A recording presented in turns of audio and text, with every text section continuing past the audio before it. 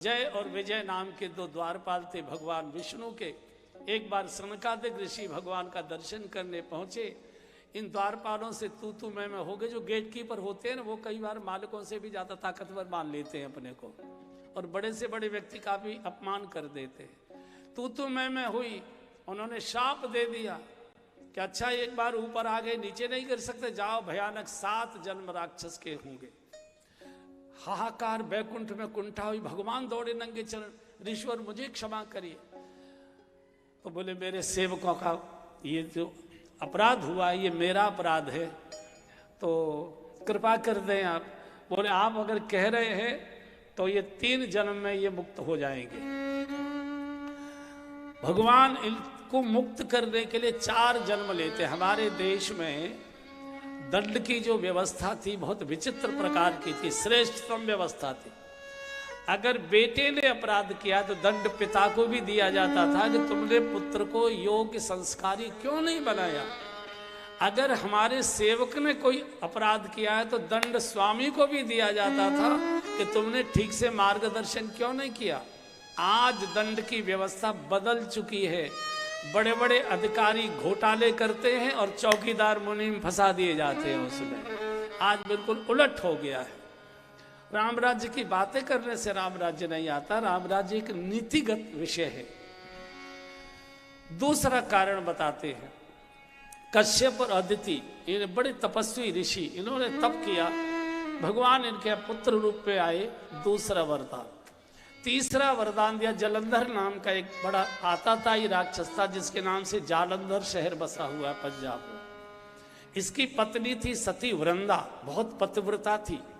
तो उसके पातिव्रत के तेज की शक्ति से जलंधर सुरक्षित रहता था और सारे संसार की स्त्रियों के पातिव्रत भंग करने में लगा था।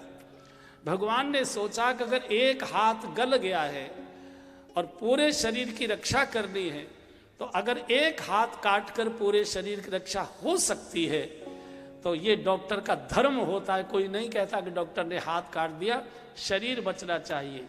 इसी चिकित्सा के न्याय के आधार पर भगवान ने सोचा कि जब तक सती वृंदा का सतीत्व सुरक्षित रहेगा तब तक जलंधर सुरक्षित रहेगा, और जब तक जालंधर सुरक्षित रहेगा संसार की किसी भी स्त्री के पातिव्रत को सुरक्षित नहीं रहने देगा, भंग करेगा।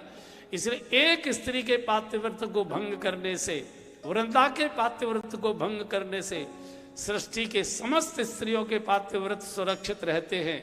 तो एक स्त्री का पातिव्रत भंग करना ये चिकित्सक का न्याय है, एक प्रकार का आपद धर्म का न्याय है। भगवान ने धोखे से जलंधर का वेश बनाकर वृंदा का पातिव्रत भंग किया। लेकिन हर स्त्री अपने पति के शरीर को पहचानती है। अनुभव आ गया ये मेरे पति नहीं हो सकते, एकदम शाप दे दे, खबरदार कौन हो, तुमने जड़ता का व्यवहार किया है, तुम पत्थर बनोगे। और उसी शाप के कारण भगवान सालिग्राम बने हैं। भगवान ने भी सती वृंदा को कहा डांट कर कि तुमने अन्याय का साथ दिया और मुझे शाप दिया, जो अन्याय है मुझे शाप देना। तुम भी, मैं अगर पत्थर बनूंगा तो तुम जड़ बनोगी। और उसी भगवान की डांट के कारण सती वृंदा तुलसाजी बनी है। और वृंदा ने कहा था कि जैसे तुम मेरे शरीर पर आए हो, मैं अब आपके सिर पर ही बैठा करूंगी। तब से लेकर आज तक तुलसाजी सालिग्राम जी के सिर पर ही बिठाई जाती है, सिर पर ही चढ़ाई जाती है। भगवान ने यहाँ एक टिप्पणी लिखी है। भगवान ने कहा कि सती वृंदा के इस प्रसंग से इतना ही सीख लीजिए, मेरे जैसा सर्वसमर्थ व्यक्ति अगर पत्थर बन सकता है तो आप अपना सोच लेना कि आप क्या बनोगे, आप क्या बनोगे। तीसरा कारण, बहुत मार्मिक प्रसंग, आपको बहुत रस आएगा। एक बार नारद जी ने भगवान विष्णु को शाप दिया है। एक बार 2 चौपाई गा लीजिए। नारद शाप दीन एक बार, नारद शाप दीन एक बार, कल्प एक ते ही लगी अवतारा। कल्प एक ते ही लगे। और सुंदर प्रसंग है। गिरिजा चकित भई सुनी बानी, गिरिजा चकित भई सुनी बानी, नारद विष्णु भगत पुनि ज्ञानी, नारद विष्णु भगत पुनि ज्ञानी, कारण कवन शाप मुनि दीना, कारण कवन शाप मुनि दीना, का अपराध रमापति कीना, का अपराध रमापति कीना, यह प्रसंग मोहि कहु पुरारी, यह प्रसंग मोहि कहु पुरारी, मुनि मन मोह आचरज भारी, मुनि मन मोह जैसे ही शंकर जी ने कहा पार्वती जी को, एक बार भगवान को शाप हुआ है, एक बार नारद जी ने भगवान को शाप दिया है, इसके कारण से एक जन्म भगवान को और मनुष्य का लेना पड़ा। एकदम खड़ी हो गई पार्वती, सत्य ये नहीं हो सकता, ये कैसे हो सकता है? बोले क्यों नहीं हो सकता? बोले इसलिए नहीं हो सकता कि नारद विष्णु भगत, नारद जी भगवान विष्णु के भक्त हैं और बड़े ज्ञानी हैं। भक्त और ज्ञानी भगवान को कैसे शाप दे सकता है? भांग खाए मत बोलो, ठीक ठाक कुल्ला करके आओ और ठीक से मुझे कथा सुनाओ। अच्छा, हर पत्नी का स्वभाव है अपने पति को फटकारे रखने का, डांटती, और देवताओं की तो बहुत ही ज्यादा होती। शंकर जी ने कहा, देवी इस बहस में मत पड़ो, कौन ज्ञानी है और कौन मूढ़ है। बोले बेहसी महेश तब यहाँ ज्ञानी मूढ़न को, जेहि जब रघुपति करहि तब, सो तस तेहि क्षण। कब ज्ञानी मूढ़ हो जाए और कब मूढ़ ज्ञानी हो जाए, इसका कोई भरोसा नहीं है देवी। सबे नचावत राम गुसाई, ये तो कठपुतली का खेल चल रहा है। कभी कठपुतली राजा बन जाती है, सामने वाला वजीर बन जाता है, कभी वजीर राजा बन जाता है, ये वजीर बन जाती है। ये तो खेल है, इसमें मत जब बोले नहीं, मुझे विस्तार से सुनाई। नारद मोह की कथा बड़ी मार्मिक कथा है और हम सबसे जुड़ी हुई कथा है। नारद जी को एक श्राप था कि ये कहीं टिक नहीं सकते थे। तो एक बार घूमते घूमते कनखल आए। दक्ष प्रजापति का नगर है कनखल, तो वहीं उनका राज्य था। तो गंगा स्नान करने गए थे। तो दक्ष प्रजापति के 10,000 लड़के थे। लड़कों ने नारद जी की बड़ी सेवा की, बड़ी सेवा की। तो नारद जी से प्रसन्न होकर, प्रभावित होकर नारद जी सभी 10,000 बच्चों को उसका माया का उपदेश दिया कि कहाँ तुम्हें संसार की माया में पड़े हो, भगवान का भजन सुमिरन करो, मोक्ष प्राप्त करो।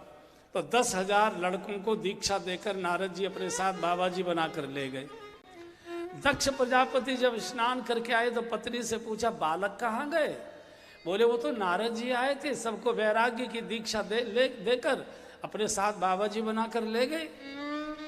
दक्ष प्रजापति तो इतने क्रोध में आ गए कि नारद के बच्चे, एक बच्चा पैदा होने में कितना समय और परिश्रम होता है, 10,000 मेरे लड़के, मेरा शाप है कि तेरे पैर में चक्कर रहेगा, तू 2 घड़ी से ज्यादा किसी के यहाँ टिक नहीं सकता, तू तो सारी सृष्टि को चौपट कर देगा।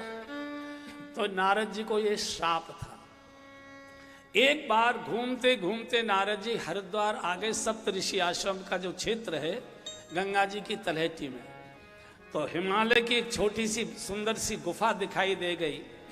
कुछ गंगा जी का प्रताप, गंगा मैया का प्रभाव, कुछ भूमि का संस्कार, कुछ हरि की इच्छा। नारद जी के मन में आया, घूमते घूमते थक गया, पूरी जिंदगी घूमते घूमते निकल रही है, अब तो बैठकर भजन करूंगा।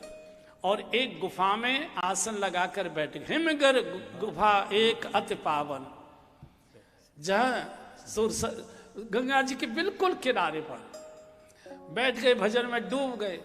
काम इंद्र घबरा गया। इंद्र को लगा ये बाबा जी तो कभी बैठता नहीं था, ये बैठकर भजन कर रहा, कहीं ऐसा तो नहीं है कि मेरे राज्य को हड़पना चाहता हो, ये इंद्रासन हड़पना चाहता हो। सत्ता में बैठा हुआ व्यक्ति चाहे जितना ताकतवर अपने को दिखाए, डरपोक बहुत होता है, उसको यही डर रहता है कि मेरी सत्ता न कोई सरकार है।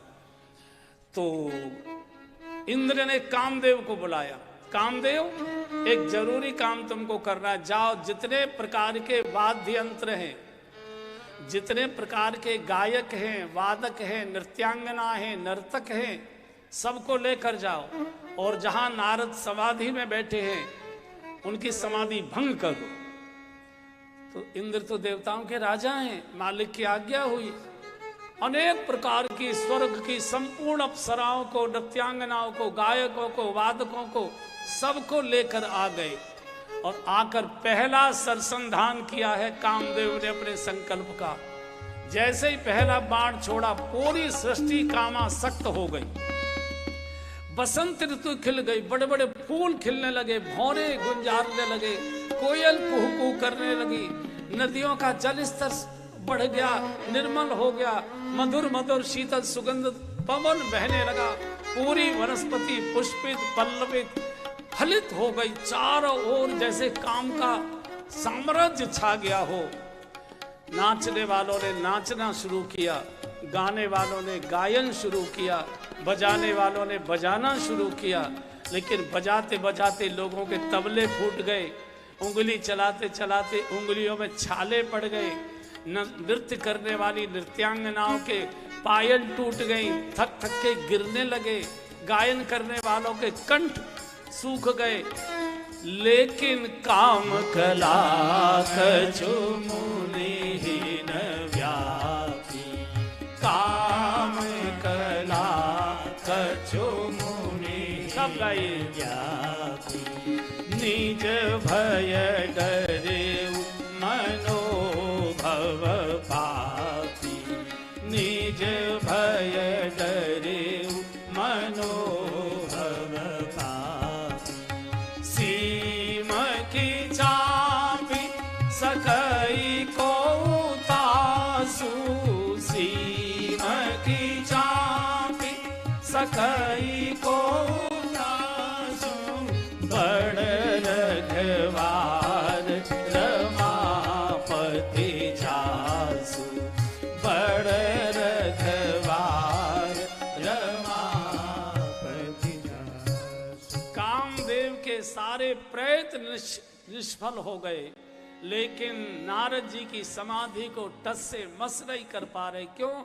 क्योंकि हृदय के भीतर भगवान बैठे जागृत अवस्था में जप चल रहा है शंकर जी का, और भगवान जिसकी रक्षा करता है दुनिया में उसका कोई बिगाड़ नहीं सकता। तुलसीदास जी ने लिखा है, जानकी नाथ सहाय करे तब कौन बिगाड़े, करे जग तेरो जानकी नाथ सहाय करे तब कौन बिगाड़े, करे जग तेरो जानकी नाथ।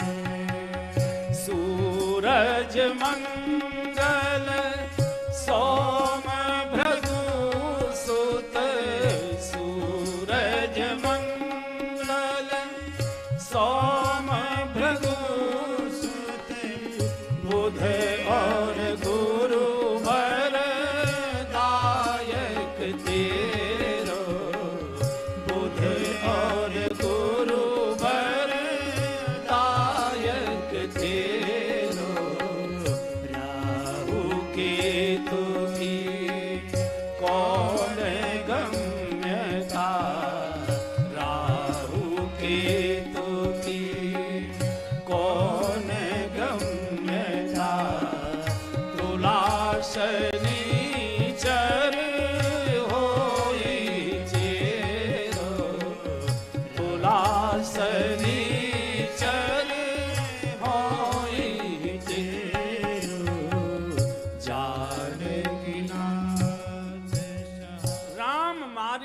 राखे कौन, और राम राखे तो मारे कौन। सारे प्रयत्न कामदेव के निष्फल हो गए।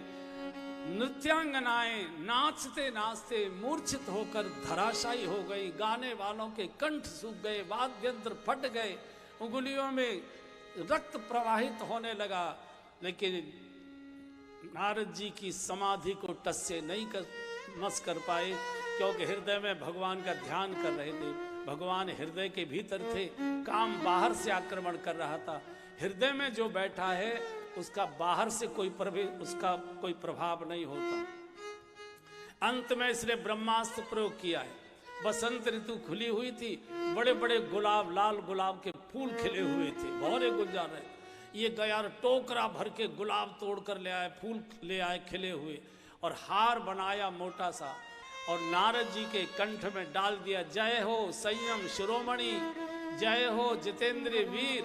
मैंने बड़े बड़े लोगों को धराशायी कर दिया, कोई मेरे सामने टिक नहीं पाया, लेकिन जय हो आपकी, मेरे सारे प्रयत्न निष्फल हो गए, लेकिन मैं आपकी समाधि को टस से मस नहीं कर पाया।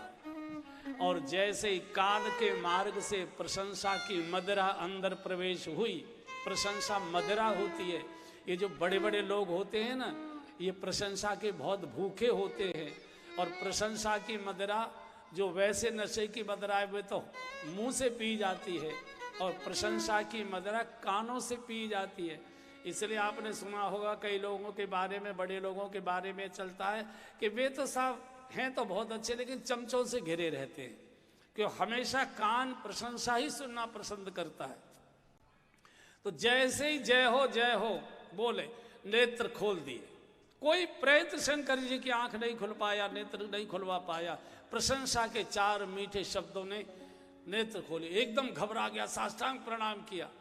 शंकर कोई बात नहीं बेटा, कोई कहीं प्रिय वचन काम परितोषा। और नारद यही भूल कर गए।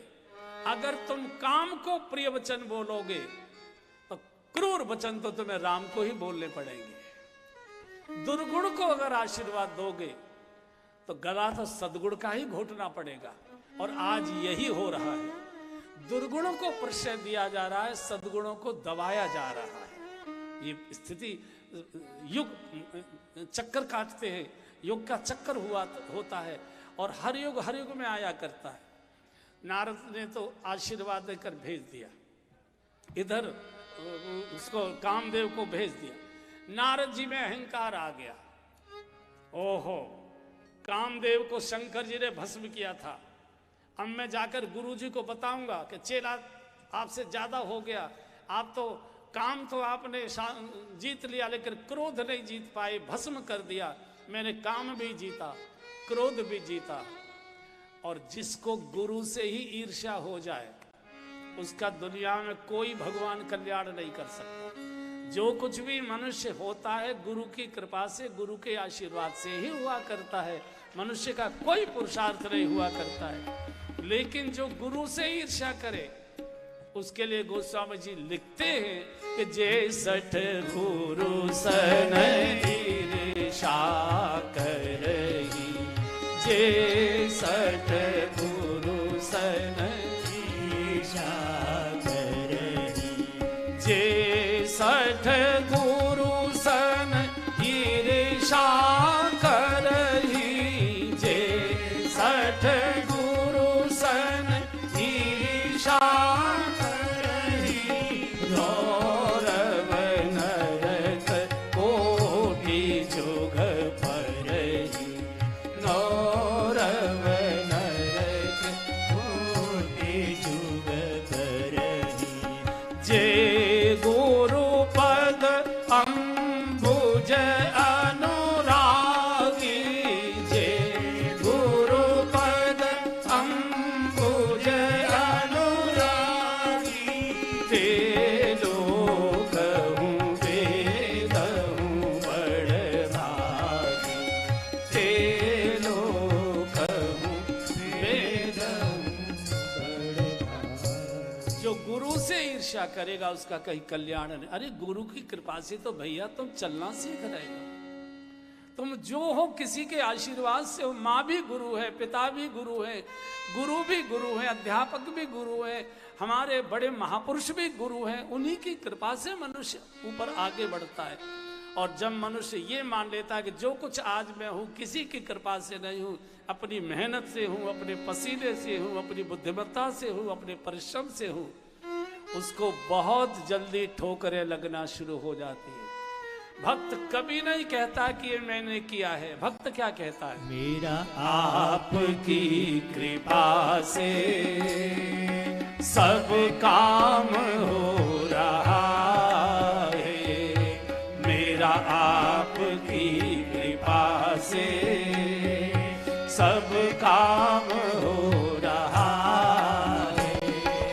करते हो तुम कन्हैया मेरा नाम हो रहा है, करते हो तुम कन्हैया मेरा नाम हो रहा है, मेरा आपकी कृपा से सब काम हो रहा है, मेरा आपकी कृपा से सब काम हो रहा है।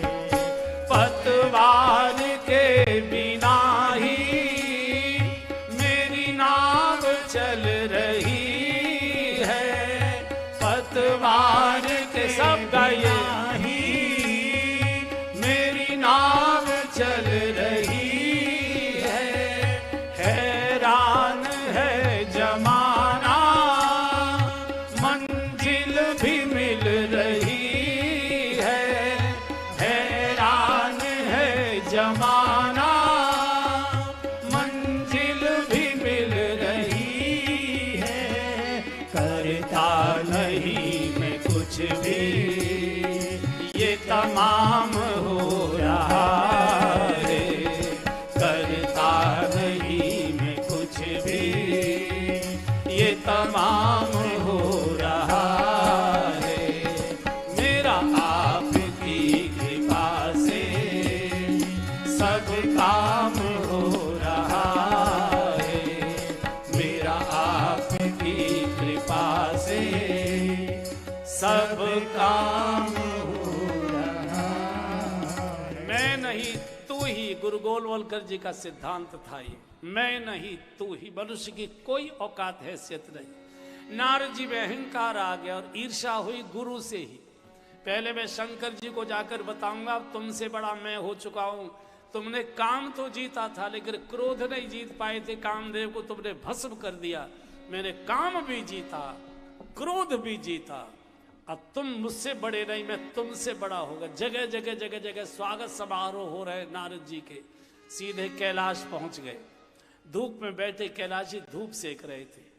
जाकर नारद जी ने प्रणाम किए। अरे आइए आइए आइए नारद, आओ, बहुत दिनों के बाद। अरे यहाँ ससुराल में पड़े पड़े भांग पीते रहते हो, तुमको कुछ मालूम है दुनिया में क्या हो रहा है? क्या हो रहा है भैया? 2 साल से तो कोरोना में आना जाना सब बंद हो गया, डाक चिट्ठी पत्री भी नहीं आती, कोई अखबार भी नहीं आता है, कोई समाचार नहीं मिलता क्या हो रहा है। क्यों, कोई खास बात हो रही है? मालूम ही नहीं खास बात हो रही है। अरे बताओ तो सही। अरे वो जो कामदेव का बच्चा है ना, वो आया, कैसी कैसी सुंदर नृत्यांगना को लेकर आया, कैसी कैसी रूपवान गायकों को लेकर आया। क्या उनके रूप थे, क्या उनके कंठ थे, क्या उनके मटकन थे, क्या उनके ठुमके थे, क्या उनका गायन था, क्या उनका वादन था। शंकर जी रो पड़े, आंसू आ गए। अरे बाबा, ये काम कीचड़ में तो डूबने के लिए हम गृहस्थी होते रहे, तुम काहे को इस कीचड़ में डूब रहे। लेकिन नारद जी को भ्रम हो गया कि मेरी कथा सुन के भाव के आंसू आ रहे हैं। तो पूछ लिया कि जो मैंने कथा सुनाई है आपको कैसी लगी? जैसे ही पूछा कैसी लगी, एकदम शंकर जी ने हाथ जोड़ दिया। बार बार बिनवऊ मुनि धोई, बार बार बिनवऊ मुनि धोई, जिमि यह कथा सुनायहु मोहि, जिमि यह कथा सुना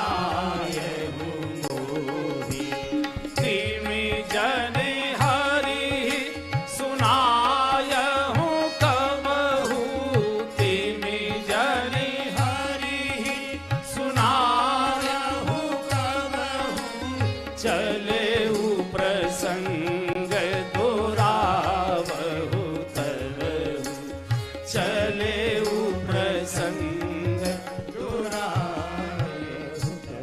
शंकर जी ने गुरु हाथ जोड़कर निवेदन कर रहा है शिष्य को, क्योंकि शिष्य गड्ढे में गिरने को तैयार है। हे मुनिवर, मैं हाथ जोड़कर बार बार आपसे विनती कर रहा हूं कि जो प्रसंग आपने मुझे सुनाया है, कृपा करके भगवान नारायण को मत सुना देना। और अगर भगवान नारायण अपनी ओर से चर्चा चला भी दें तो अभी उका देना, पक्का हो गया। कितनी ईर्ष्या भरी है कि मेरी महिमा भगवान के पास तक न जाए, अब मैं सीधा भगवान के पास जाऊंगा। जब चलने लगे तो अंदर से पार्वती जी जोर से बोली, अरे नारद रुको रुको, चाय छान के ला रही हूं। उबल गई, 1 मिनट रुको, चाय भी। बोले नहीं, मैं तो जा रहा हूं। गुरु को ठुकरा कर जा रहे हो, कई कल्याण होगा। गुरु के उपदेश को ठुकरा रहे हो, गुरु की प्रार्थना को ठुकरा रहे हो। क्षीर सागर में प्रवेश कर गए। पहले नियम ये था कि जैसे ही क्षीर सागर में नारद जी प्रवेश करते थे, एकदम भगवान का दर्शन हो जाता था। चूंकि हृदय में भगवान होते थे, होठों पर भगवान का नाम होता था। आज हृदय में काम बैठा हुआ है, अप्सराएं बैठी हुई है, उनके रूप रंग बैठे हुए। राम तो बाहर हैं, तो भीतर जो हृदय में होता है मनुष्य को वही नचाया करता है। जब भगवान नहीं दिखाई दिए तो जोर जोर से पुकारने लगे, श्रीमन नारायण नारायण नारायण, श्रीमन नारायण नारायण नारायण, श्रीमन नारायण नारायण नारायण, श्रीमन नारायण नारायण नारायण, लक्ष्मी नारायण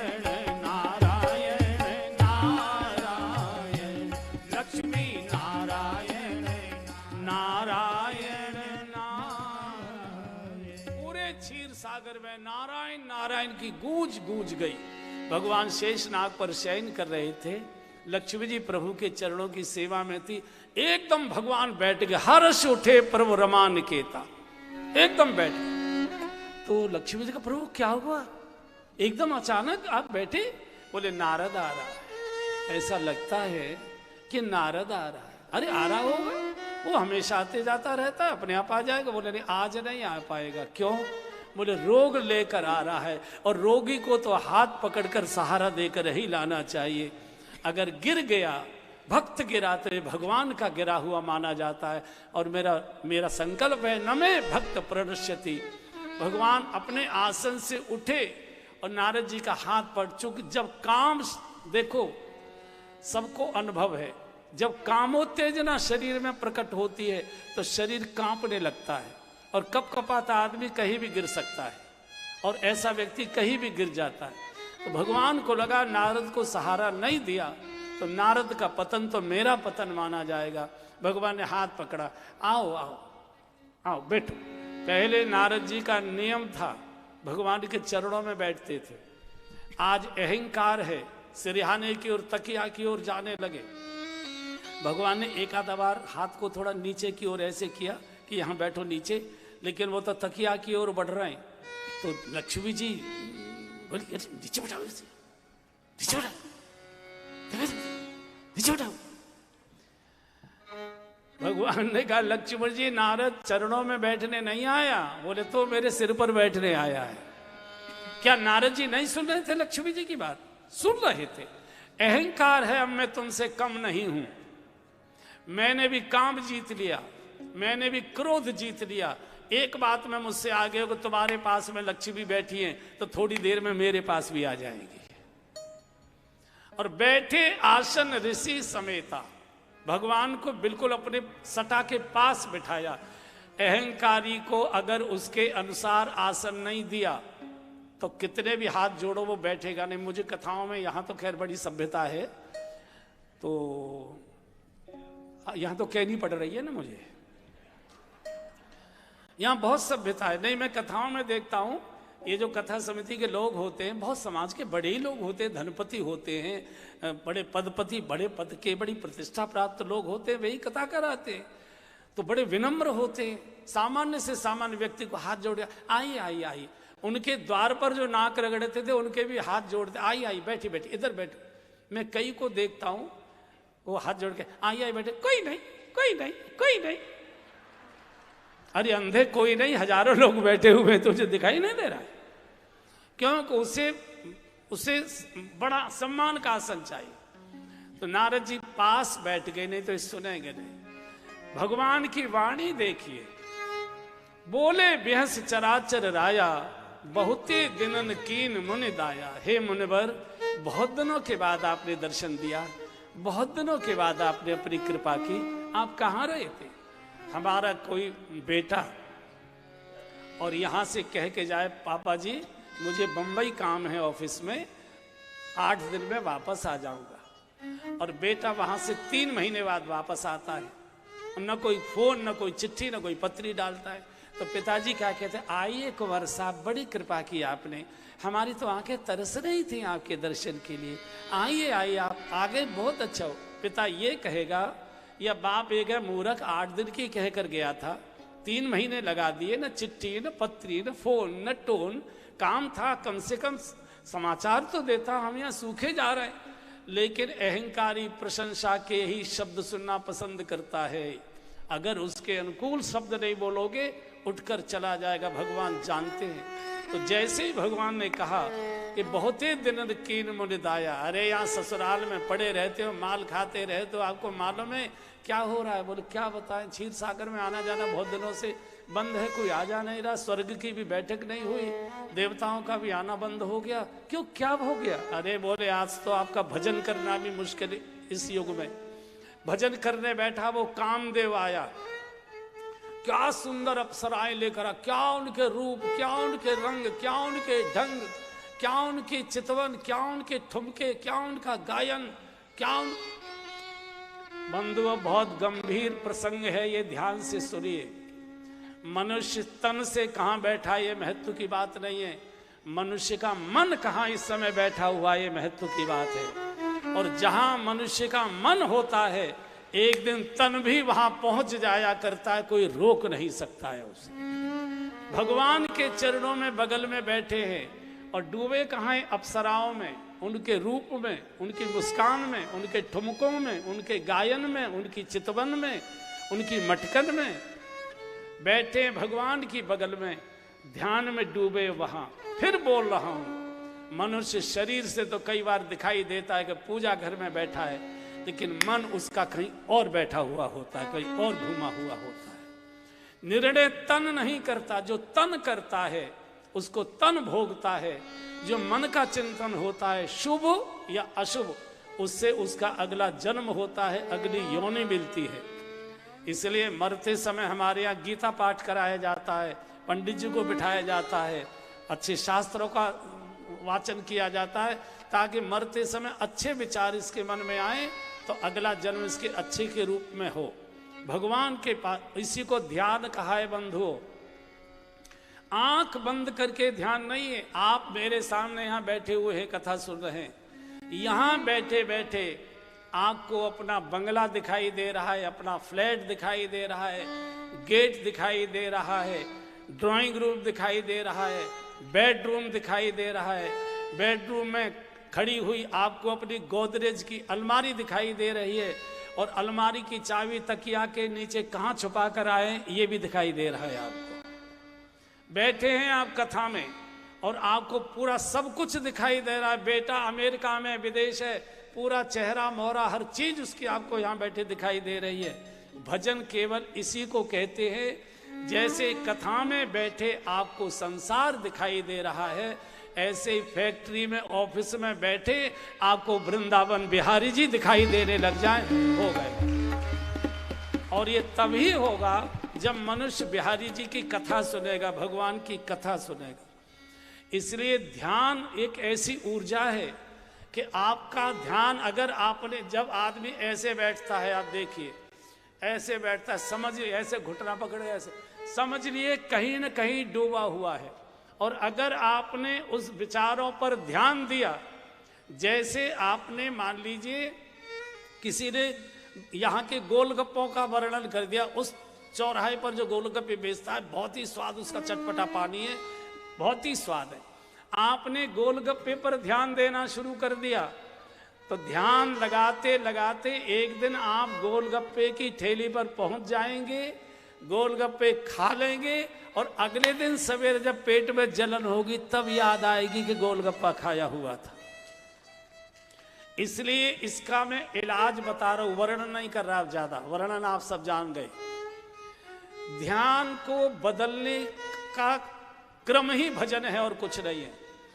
जैसे ही मन में ऐसी बातें आती हैं जो हमको पसंद नहीं है और वो ही आती है, पानी का स्वभाव है नीचे गिरने का, ऊपर उठाने के लिए तो टिल्लू पंप लगाना पड़ता है। मन का स्वभाव हमेशा 20 साल पहले किसी ने गाली दी होगी वो भी याद आ जाती है।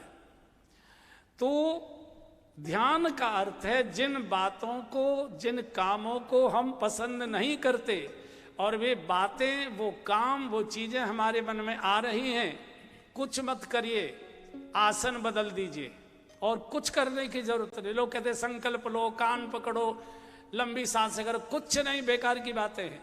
आप आसन बदल दीजिए। अगर लेटे लेटे बेकार की बातें आ रही हैं, बैठ जाइए। बैठे बैठे आ रही हैं, खड़े हो जाइए। खड़े खड़े आ रही हैं, टहलने लग जाइए। और ये क्रम लगातार करते रहोगे तो मन का अभ्यास हो जाएगा कि यहाँ दाल नहीं गलेगी, अब किसी और जगह चलते, एकदम आप शांत हो जाएंगे। यही तरीका, और कोई तरीका नहीं। चुटकी बजाकर कुछ गाना शुरू कर दीजिए। छोटे बच्चे को लेकर बोल बोल कर खिलाना शुरू कर दीजिए। गाय पालते हो, गाय के बछड़े पर हाथ फिराना शुरू। आप उस धारा को तोड़िए। अगर उस धारा में आप डूबते चले गए, आपको विधाता भी गड्ढे में गिरने से बचा नहीं सकता।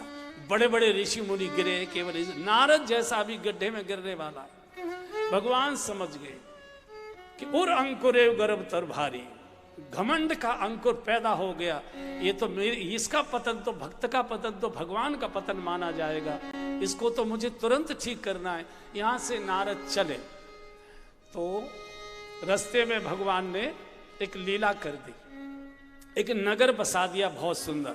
यहाँ का एक राजा, क्या नाम था, शीलनिधि, इसकी बिटिया विश्वमोहिनी, इसका स्वयंवर का नाटक कर दिया। तो नारद जी ने खेत में काम करने वालों से पूछा, भाई ये पंडाल वंडाल क्यों लगे हुए, ये क्या है? बोले यहाँ के राजा हैं शीलनिधि, उनकी बेटी है, बड़ी सुंदरी है, और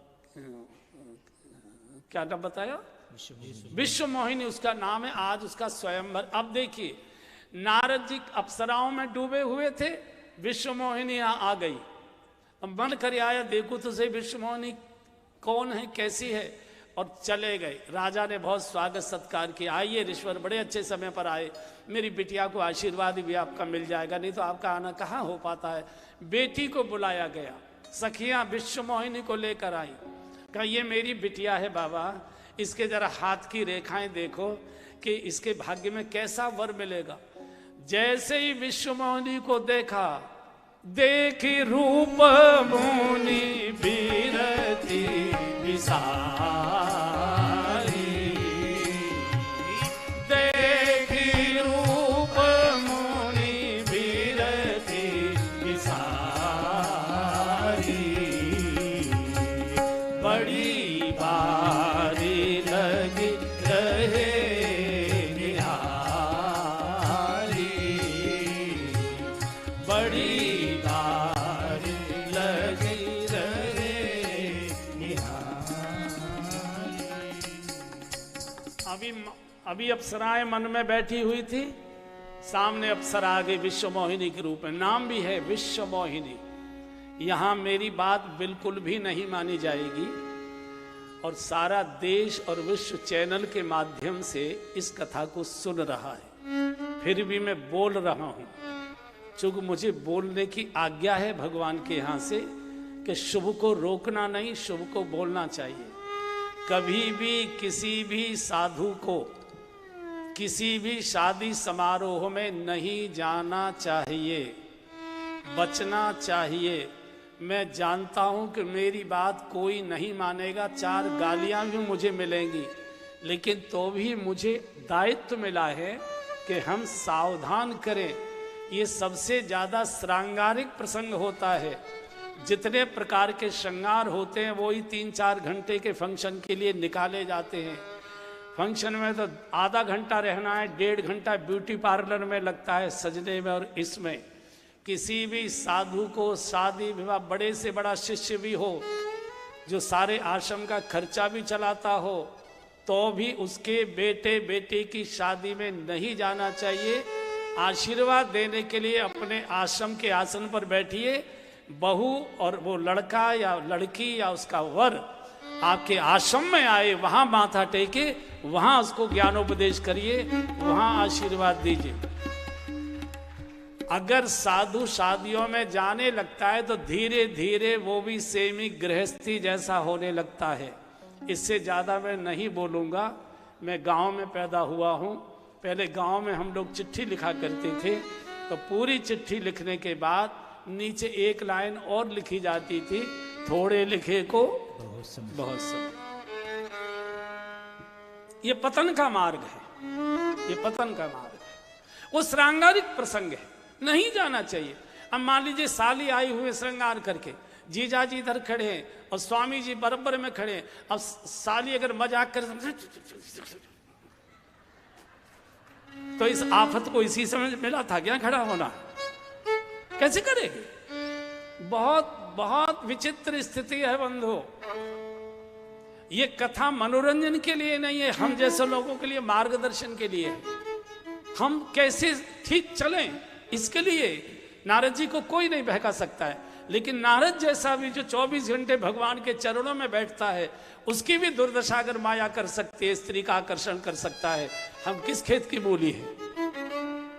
कहीं भी ठोकर लग सकती। तो भगवान को, साधु को बचाना था। चूंकि नमे भक्त प्रणश्यति, भक्त अगर पतित होता है तो ये भगवान का पतन माना जाता है। इसलिए बड़ी देर तक हाथ देखे और देखते देखते बोले, मन में बोले हैं कि इसकी शादी तो मेरे साथ हो रही थी। और बोल क्या रहे हैं?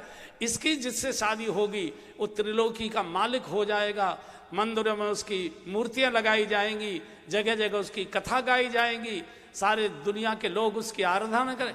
होना कहना ये चाहिए था कि मंदिरों में जिनकी आरती उतारी जाती है वो नारायण इसके पति बनेंगे, जिनकी कथाएं गाई जाती हैं वो नारायण के इनके पति बने। क्या कह रहे हैं? जो इनका पति बनेगा वो नारायण हो जाएगा। उल्टा, बिल्कुल उल्टा होने लगा, उल्टा होने लगा। और मन में सोचने लगे कि दाढ़ी वाले खूसट बाबा को तो ये देखेगी नहीं, और शादी मुझे करनी है। रोम रोम में कामोत्तेजना आ गई। तो चलू यहां से पहले हर्षण मांगो सुंदरताई, भगवान से मैं उनका रूप मांगूंगा ताकि मेरी शादी हो जाए। इस खूसट बाबा को तो कोई शादी करेगा नहीं। तो जब चलने को हुए तो राजा ने चरण पकड़े, ईश्वर थोड़ी देर में स्वयंवर है, आशीर्वाद ही दे के जाना। नहीं नहीं, मुझे बड़ा जरूरी काम से जाना है, मुझे नोएडा की कथा में हाजिरी लगानी है, मुझे चलने दीजिए। भगवान ने फिर माया की, भगवान ने फिर माया की।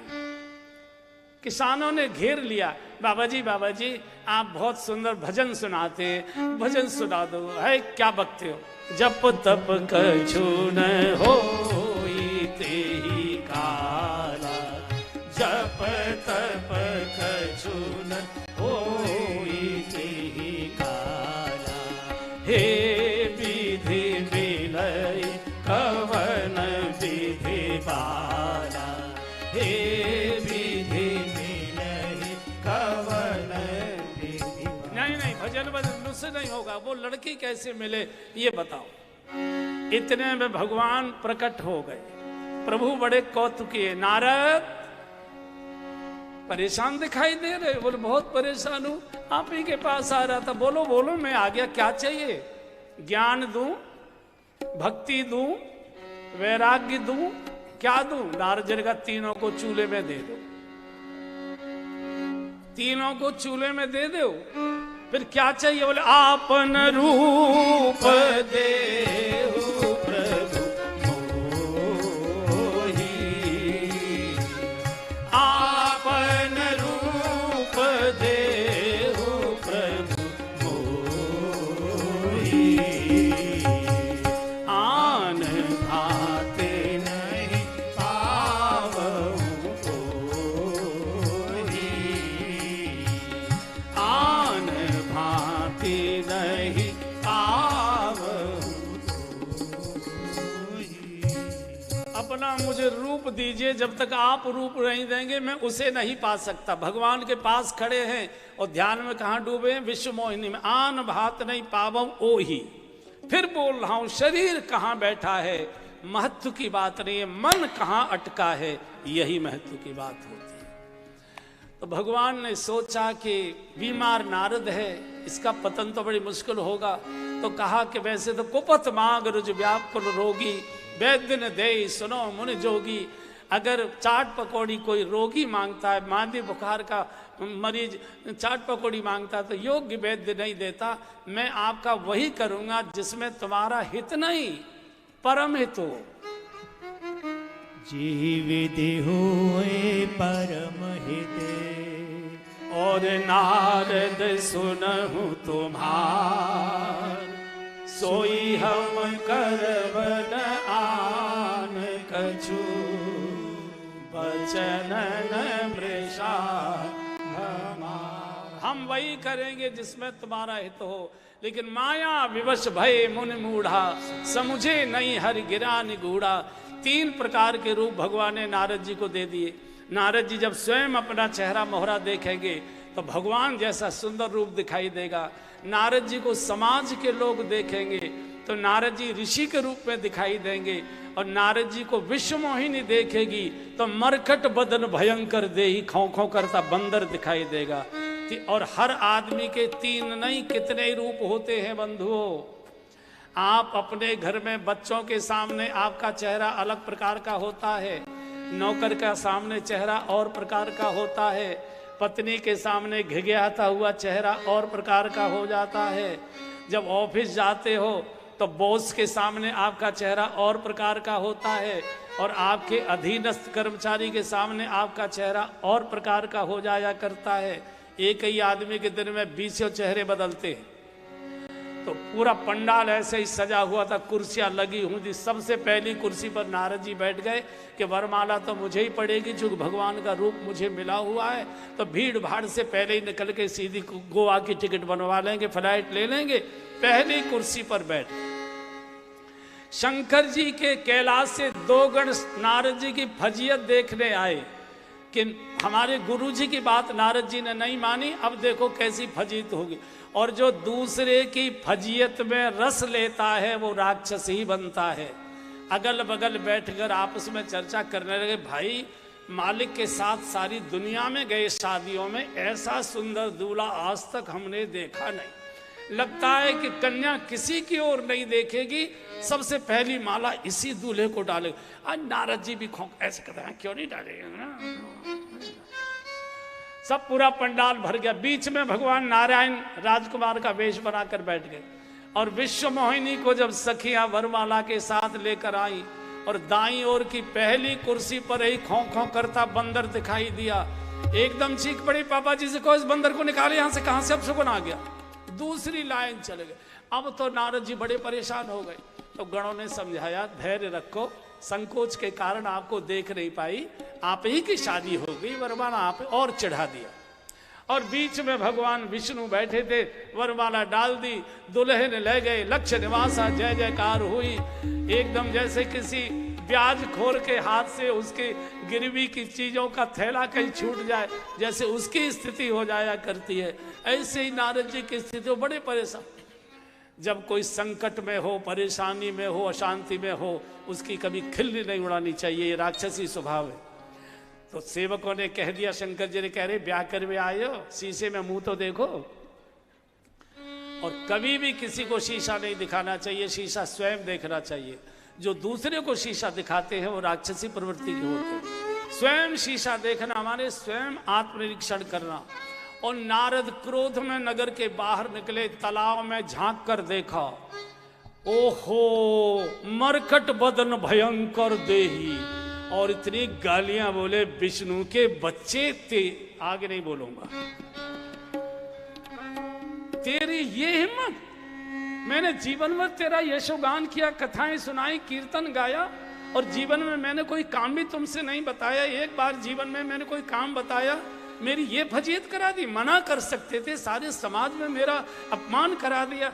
अब तुमको ही देखूंगा, मेरा भी नाम नारद नहीं है।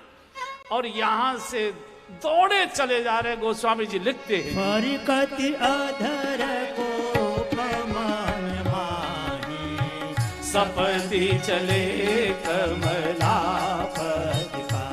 ए जी फरकत अधर को पमान माही, सपदी चले कमला पद का। ए जी दई हाँ शाप की मरी हूँ जाई, जगत मोर उपहास करा।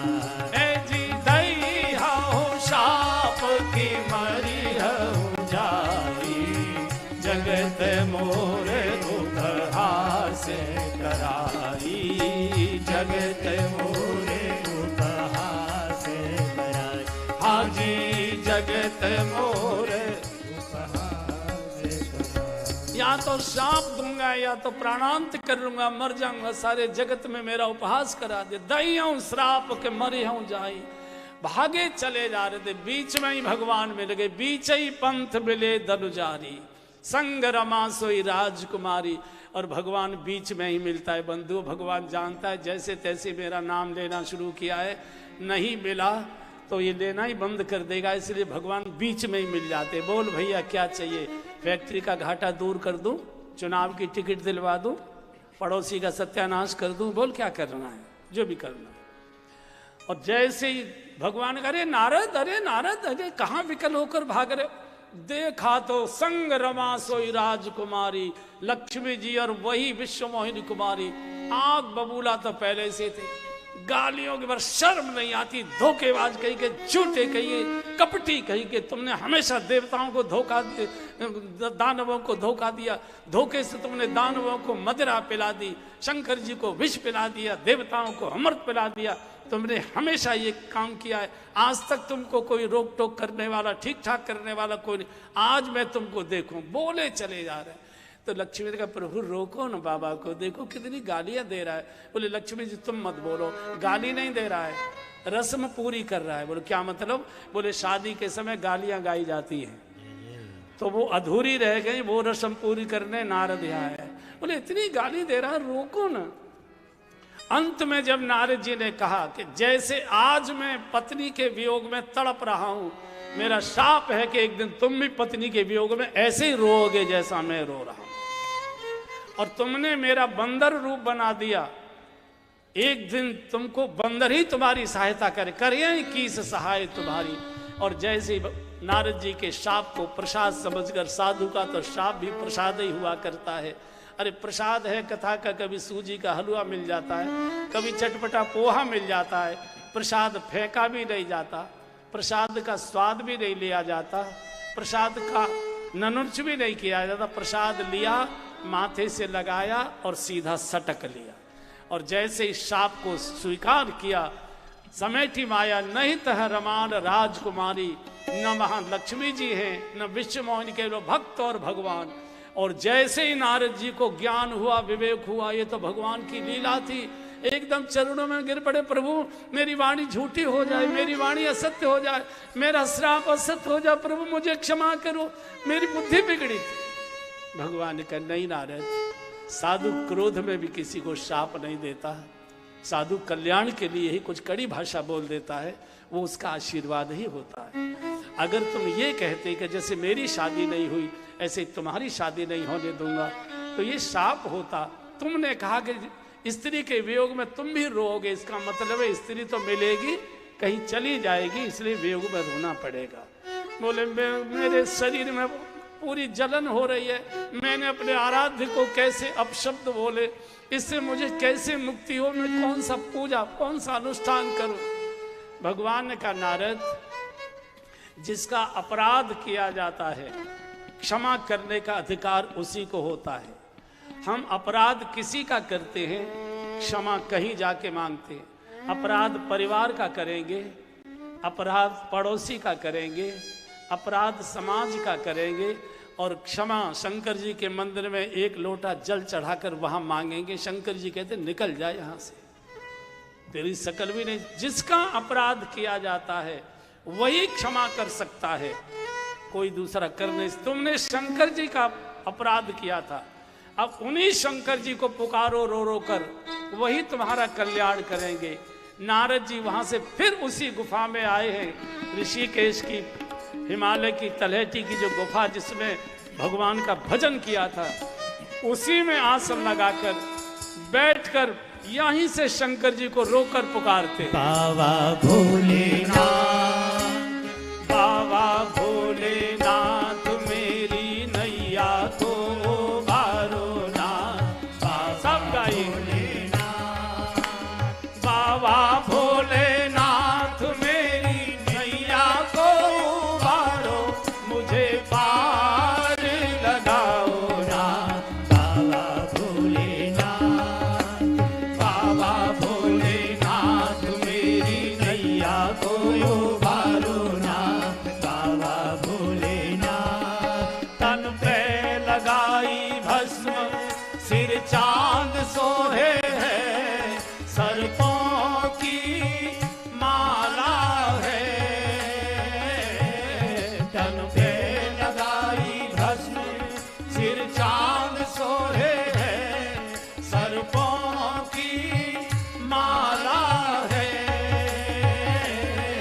धारे जटा में गंगे, माथे पे है त्रिपुंड, ये डमरू वाला है।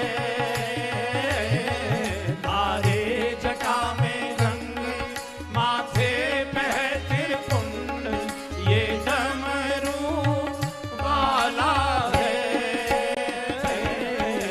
विष को पीकर भी, विष को पीकर भी सबका काम बनाता है। विष मीठा बजाय करो, विष को पीकर भी सबका काम बनाता है, भक्तों का मान बढ़ाता है। बाबा भोलेनाथ, बाबा भोलेनाथ मेरी नैया को उबारो ना। बाबा भोलेनाथ, बाबा भोलेनाथ मेरी नैया को उबारो, मुझे पार लगाओ ना।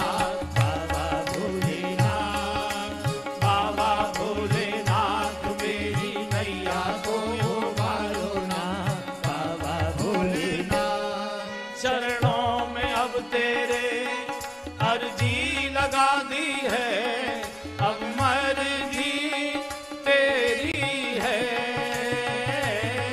चरणों में अब तेरे अर्जी लगा दी है, अब मर्जी तेरी है। उद्धार कर देना, मुझे माफ कर देना, खता जो मेरी है। उद्धार कर देना, मुझे माफ कर देना, खता जो मेरी है। शिव शंकर भोलेनाथ, शंकर भोलेनाथ शरण में दास तेरी आया है।